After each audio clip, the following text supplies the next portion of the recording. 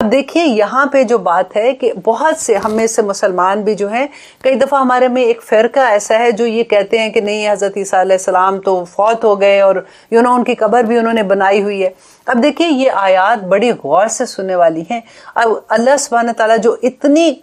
Clear آیات ہے نا، تو پھر آپ کو پتہ ہونا چاہیے کہ اچھا اس سورہ میں، سورۃ النساء میں اللہ سبحانہ تعالیٰ نے تو یہ کلیئرلی کہا، how come you can say دس۔ تو آپ کے پاس جب علم ہوگا تبھی تو آپ اس کا آنسر کر سکیں گے نا۔ تو دیکھیں اللہ سبحانہ تعالیٰ کہتے ہیں کہ وما قاتلوہ، اور نہیں قتل کیا، وما صلبوہ، اور نہ ہی ان کو سولی پر چڑھایا، ولیکن شبہ لہم، لیکن ان کو اس پہ شبہ ہو گیا، وَإِنَّا، اور بے شک الذین اختلفوا، اور وہ لوگ جنہوں نے اختلاف کیا، فیہ، اس میں، لفی شک منہ، تو وہ اس میں شک میں پڑ گئے تھے۔ اور کیا شک تھا؟ ما لہم، نہیں ہے ان کے لیے، بھی اس میں، من علم، کوئی بھی علم نہیں ہے، الا مگر اتباع الظن، لیکن انہوں نے پیروی کی اپنے گمان کی۔ وما قتلوہ یقیناً، اس کو آپ انڈر لائن کرے گو، اور یہ اتنا پاورفل ورڈ ہے کہ آپ اگر کسی سے جب بحث کریں گے تو آپ یہ بتا سکتے ہیں کہ اس میں کون سی ایسی بات ہے جو آپ کو سمجھ نہیں آتی ہے، اور کون سا ایسا ترجمہ ہے جس کو آپ اس کو ٹویسٹ کر سکتے ہیں۔ جب اللہ سبحانہ تعالیٰ کہتے ہیں وا اور ما نہیں قتلوہ، تو تم نے قتل کیا اسے، کس کو؟ عیسیٰ علیہ السلام کو، یقیناً، کہ یقیناً تم نے ان کو قتل نہیں کیا۔ تو پھر کیسے کہہ سکتے ہیں کہ حضرت عیسیٰ علیہ السلام تو فوت ہو گئے تھے اور ان کو سولی پہ چڑھا دیا گیا تھا اور وہ یہاں پہ فوت ہو گئے؟ اب اگلا انشاءاللہ جو آئے گا وہ بھی میں آپ کو بتاتی ہوں کہ ہوا کیا تھا کہ حضرت عیسیٰ علیہ السلام جو تھے، ان کے بارے میں یہود جو تھے، اللہ سبحانہ تعالیٰ نے ان کو جو معجزات عطا کیے تھے کہ یہ ایک مٹی سے ایک پرندہ سا بناتے تھے، اور اس کے اندر جیسے پھونک مارتے ہیں اس طرح سے کرتے تھے، پرندہ زندہ ہو جاتا تھا، اور یہ بڑے معجزے تھے۔ اور اس کے علاوہ وہ لوگوں کو جو ذخیرہ گھر میں کیا ہوتا تھا انہوں نے وہ بھی بتا دیتے تھے، کوڑی کا مرض جس کو ہوتا تھا اس کو ٹھیک کر دیتے تھے، اور اس طرح سے اللہ سبحانہ تعالیٰ نے ان کو بہت زیادہ معجزات عطا کیے ہوئے تھے۔ اور اس زمانے کا رواج بھی یہ ہوتا تھا کہ جادوگر جو ہوتے تھے نا، ان کو جیسے وہ سولی پہ چڑھا دیتے تھے، ان کو قتل کر دیا جاتا تھا۔ تو انہوں نے یہ فائدہ اٹھایا کہ اپنے وقت کا جو بادشاہ تھا اس کو جا کے انہوں نے یہ کہا کہ دیکھو یہ جو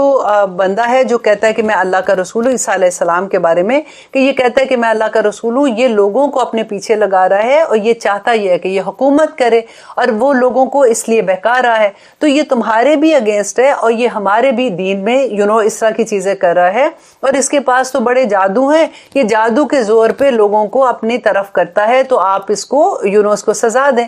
اب اس وقت جب یہ ساری انہوں نے پلان کیا تو اس کے مطابق ان کو یہ حکم دیا گیا اس وقت کی گورنمنٹ نے کہ حضرت عیسیٰ علیہ السلام کو ان کے سامنے پیش کیا جائے، اور جب وہ ان کے سامنے آتے ہیں تو پھر اس کے بعد جب یہ حکم صادر کرتے ہیں سولی پہ چڑھانے کا، تو پھر اللہ سبحانہ تعالیٰ کہتے ہیں کہ ایسا نہیں ہوا تھا کہ حکم انہوں نے دے دیا تھا، لیکن جب وہ گئے تھے ان کو لینے کے لیے تو ان کو نہیں پتا چلا، تو ان کی شکل کسی دوسرے انسان کی شکل میں آ گئی تھی۔ لیکن اللہ سبحانہ تعالیٰ نے دیکھیں ہمارا کیا کہ سمینا واتانا، اللہ سبحانہ تعالیٰ نے کہہ دیا ان کو سولی پہ نہیں چڑھایا تو ان کو نہیں چڑھایا، اللہ سبحانہ تعالیٰ نے کہہ دیا کہ ان کو قتل نہیں کیا تو ان کو قتل نہیں کیا، لیکن اللہ نے یہ بھی بتا دیا کہ ان کو شبہ ہو گیا تھا، وہ جو لوگ لینے آئے تھے ان کو یہ شک ہو گیا کہ یہ دوسرا انسان ہے جس کی شکل ان سے ملتی ہے، تو وہ اس طرح سے اس میں کافی روایات ایسی ملتی ہیں۔ اور یہاں پہ اللہ سبحانہ تعالیٰ کہتے ہیں بلکہ رفعہ،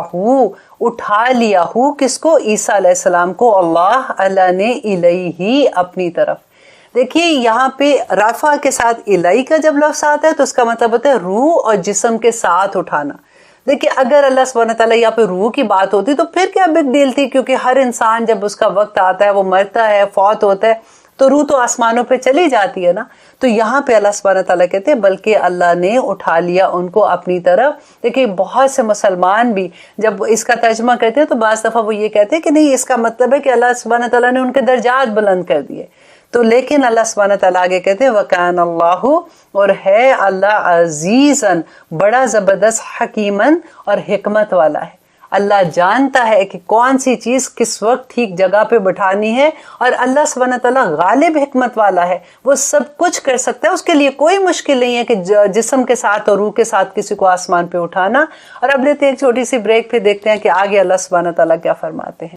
آپ دیکھ رہے ہیں قرآن میری زندگی، الحمدللہ ہم کر رہے ہیں آیت نمبر 159 سورۃ النساء۔ اب یہاں پہ حضرت عیسیٰ علیہ السلام کا وہ زمانہ بیان کیا جا رہا ہے جب قیامت سے پہلے حضرت عیسیٰ علیہ السلام آئیں گے تو اس وقت کیا سچویشن ہوگی۔ نبی صلی اللہ علیہ وسلم کی 100 سے زیادہ احادیث ہیں جس میں ہم کو دجال کا فتنہ اور حضرت عیسیٰ علیہ السلام کا اس دنیا میں آنے کے بارے میں اتنی ڈیٹیل پتہ ہے کہ اگر ہم آنکھیں بند کر کے بھی پہچان سکیں گے کہ دجال کون ہے اور کیا وہ کر رہا ہے اور ہم اس کے فتنے سے کیسے بچ سکتے ہیں، اور حضرت عیسیٰ علیہ السلام کا نزول اس دنیا میں دوبارہ سے جب وہ آئیں گے تو کیسا ہوگا۔ اب دیکھیے کہ جب ہمیں احادیث کا پتہ ہوگا، جب ہم قرآن کو اس طرح سے پڑھیں گے تو ہمیں پتہ ہوگا نا، کیونکہ نبی صلی اللہ علیہ وسلم نے کہا تھا کہ اگر میری زندگی میں دجال آ گیا تو میں اسے نبٹنے کے لیے کافی ہوں گا، لیکن اگر میرے بعد آتا ہے تو میرے امت کے ہر فرد کو یہ پتہ ہوگا کہ وہ اس کے فتنے سے کیسے محفوظ رہ سکتے ہیں۔ تو ہمیں کیا پتہ ہے کہ دجال کے فتنہ کیا ہوگا، وہ کیا کیا چیزیں کرے گا، ہم اس سے کیسے بچ سکتے ہیں؟ کیا ہم نے یہ سٹوری اپنے بچوں کو بتائی ہے کہ ہمارے بچوں کو بھی پتا ہو اگر ہماری زندگی میں نہیں آتا ان کی زندگی میں آئے، کیونکہ یہ ایمان کا معاملہ ہوگا۔ کیونکہ نبی صلی اللہ علیہ وسلم نے کہا تھا کہ جن کے ایمان کمزور ہوں گے وہ اس کی باتوں میں آ جائیں گے، کیونکہ دجال یہ کہے گا کہ میں تمہارا رب ہوں،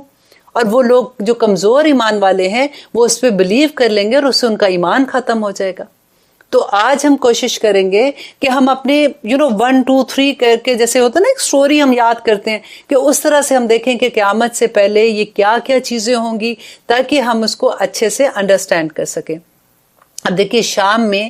دمشق کے مقام پر مسلمان اور عیسائیوں کے درمیان ایک خون ریز جنگ ہوگی جس کے اندر مسلمانوں کو فتح ہو جائے گی۔ اب جب وہ فتح ہوگی تو اس کے بعد کیا ہوگا کہ مسلمان روم کی طرف جائیں گے فتح کرنے کے لیے۔ جب وہ روم کی طرف جائیں گے تو اس سے پہلے امام مہدی جو ہے ان کا نام ہوگا حضرت محمد بن عبداللہ، ان کا وہ تشریف لا چکے ہوں گے، اور عیسائیوں کا یہ قلعہ جو ہے وہ امام مہدی کی قیادت میں مسلمان اس کو فتح کریں گے۔ روم کی فتح سے ابھی مکمل طور پر فارغ نہیں ہوئے ہوں گے تو یہ افواہ پھیل جائے گی، یہ خبر پھیل جائے گی، افواہ تو نہیں ہوگی وہ، کیونکہ ایکچولی ان کا دجال کا ظہور ہو جائے گا، تو ان کو یہ پتہ چل جائے گا کہ دجال کا ظہور ہو گیا ہے، تو اب وہ سارے لوگ بھاگم بھاگ واپس دمشق کی طرف جائیں گے۔ وہاں پہ جا کے امام مہدی کی قیادت میں وہ تیاری کریں گے کہ کس طرح سے دجال کے فتنے سے انہوں نے اپنے آپ کو بچانا ہے۔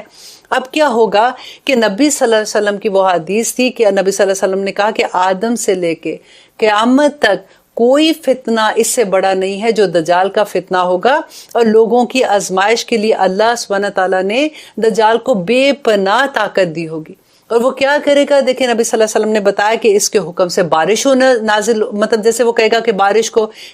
ہو جائے تو بارش ہونا شروع ہو جائے گی۔ زمین سے نبتا، جیسے کہے گا پودے ہیں، پھل ہے یا کچھ بھی اپنا معجزے دکھانے کے لیے وہ کہے گا کہ وہ اگو تو زمین سے نباتات اگنی شروع ہو جائے گی۔ وہ کہے گا کہ بارش کو حکم دے گا کہ بارش ہو جاؤ تو بارش ہو جائے گی، قحط کا حکم دے گا تو قحط ہو جائے گا، آدمی کو قتل کر کے سامنے اس کو پھر واپس زندہ کر دے گا۔ تو دیکھیے اتنے بڑے بڑے معجزے جب انسان دیکھے گا، جس نے یہ نہیں پڑھی ہوگی، جس کو ان احادیث کا نہیں پتا ہوگا، تو جب وہ یہ کہے گا کہ دیکھو میں تمہارا خدا ہوں، تو کمزور ایمان والے اس پہ ایمان لے آئیں گے اور اس سے وہ اپنا ایمان ضائع کر دیں گے۔ تو نبی صلی اللہ علیہ وسلم نے اس کے بعد یہ بتایا کہ دجال جو ہے وہ 40 دن میں ساری دنیا کا چکر لگائے گا، مگر وہ مکہ اور مدینہ میں داخل نہیں ہو سکے گا، کیونکہ اللہ سبحانہ تعالیٰ نے وہاں پہ فرشتے پہرے دار کھڑے کیے ہوئے ہیں جو اس کو اندر کی طرف نہیں آنے دیں گے، اور مسلمان جو ہے وہ امام مہدی کی قیادت میں اور یہودی جو ہیں وہ دجال کی قیادت میں متعدد خون ریز مار کے کریں گے۔ اب کیا ہوگا کہ دجال جو ہے وہ 40 دن میں پوری دنیا کا چکر کاٹ کے پوری اپنی آرمی اختیار کر کے تو اس کے بعد وہ دمشق کی طرف پہنچے گا، اور وہاں پہ امام مہدی پہلے سے موجود ہوں گے جو کہ اس کا مقابلہ کرنے کے لیے تیاری کر رہے ہوں گے۔